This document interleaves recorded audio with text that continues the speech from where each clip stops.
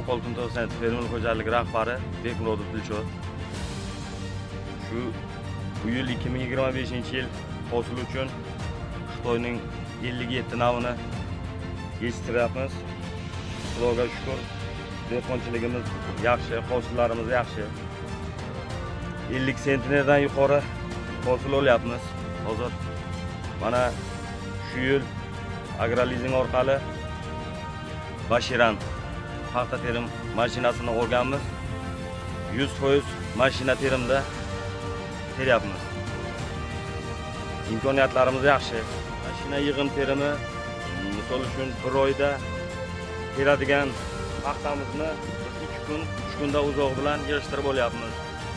Har tomonlama arzon mashina yig'im terimi qo'l terimiga nisbatan ancha arzon.